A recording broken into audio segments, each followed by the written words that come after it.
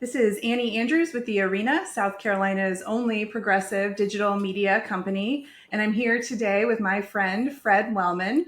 Fred is a Democratic strategist. He's the host of On Democracy Pod on the Midas Touch Network.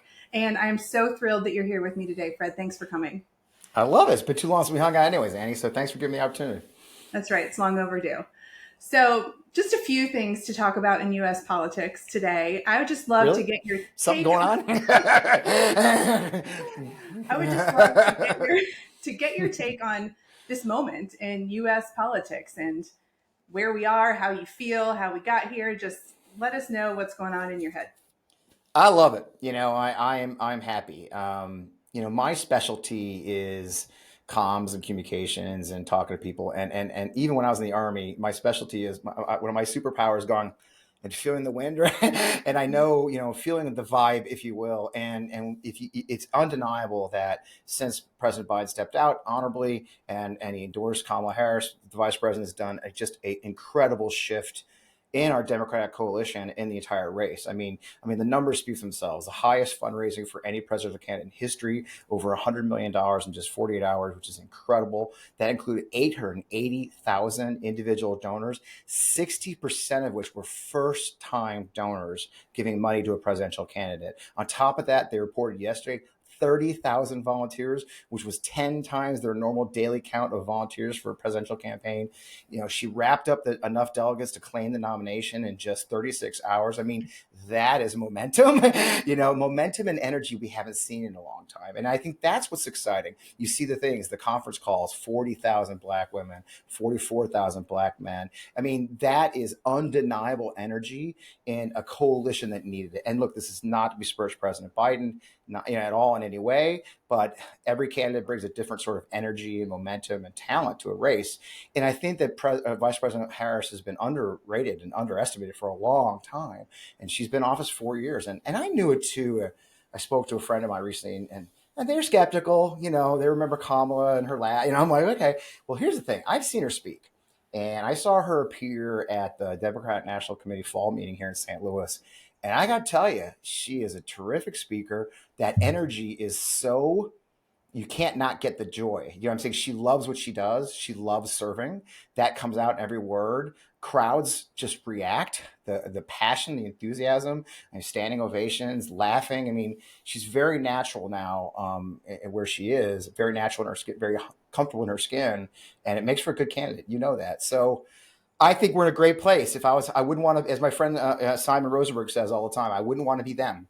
And so I'm excited about the moment. I certainly am. Yeah, I think we all feel a sense of hope that we haven't felt in a while.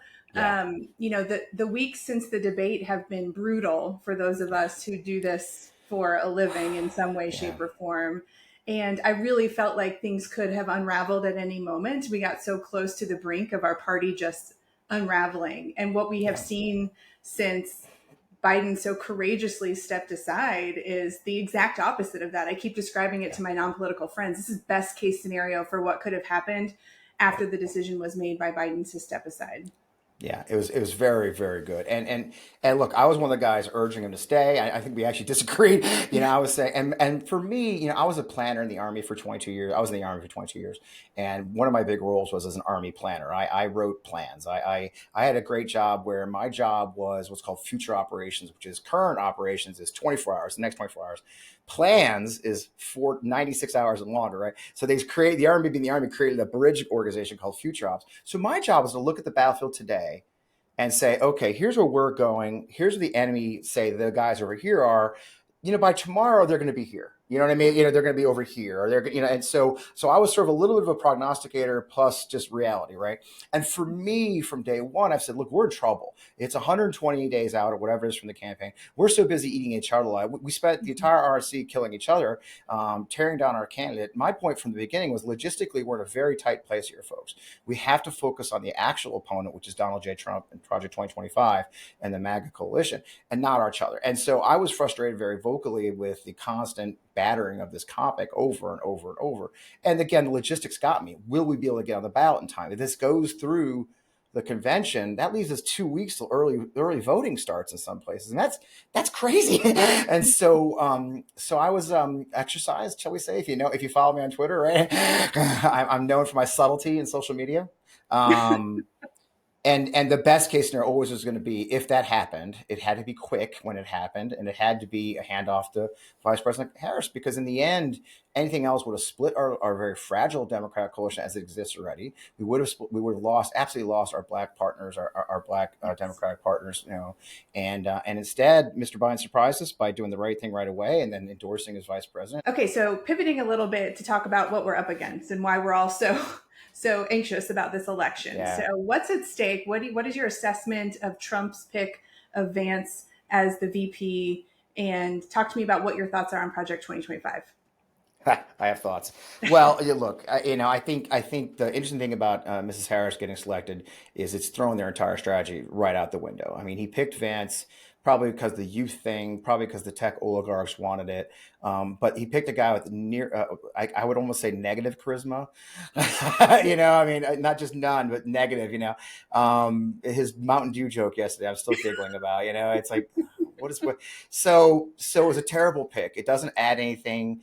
He's not so beloved in Ohio that it's going to be a sure thing. He only won by 6 points there, and it's only because his opponent may have not run a great race, who might have criticized. So it wasn't. It was really he really missed an opportunity, and I love the fact that we're hearing rumors from the Trump camp that they're regretting.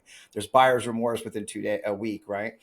So that's a big part of it. So he doesn't have somebody. So that was a strategic mistake on their part. They were clearly caught flat-footed by Vice President Harris getting the job. And you can see that first 48 hours, they're still scrambling. So they're resorting to misogyny.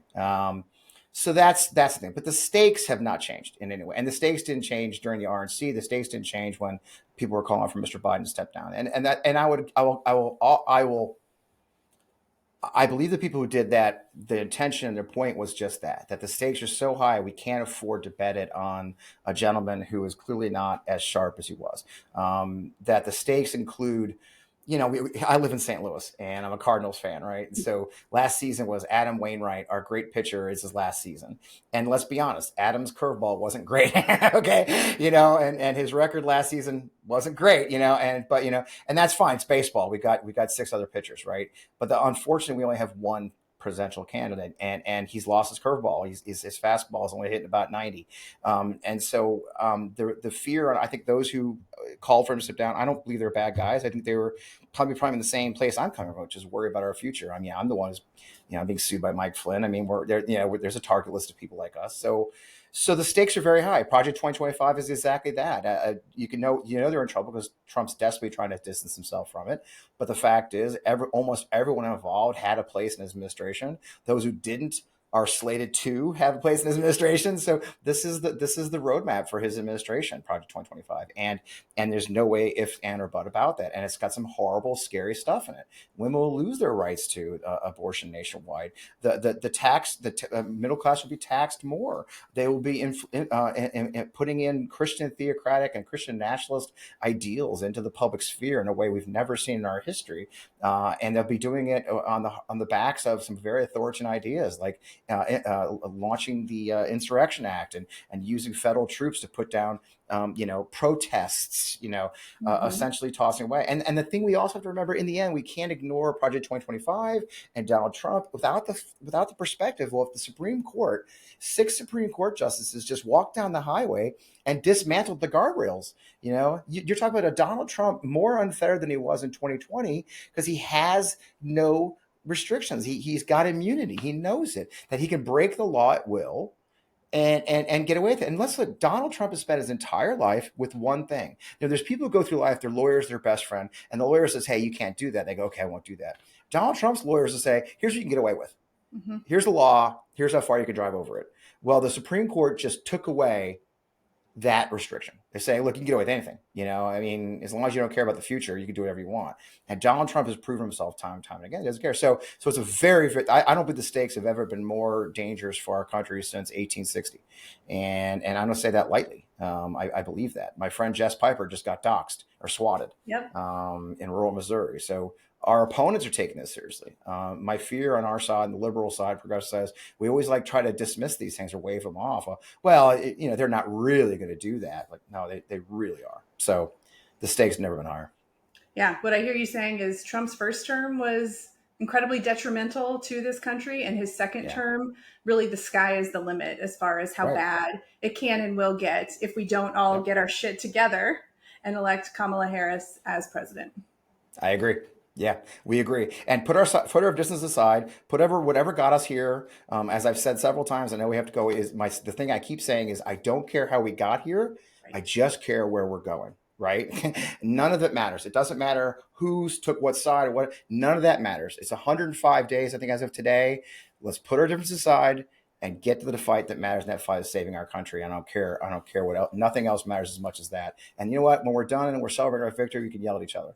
But for now, I really like to hug it out and get on with this. That's right. Big giant group hug.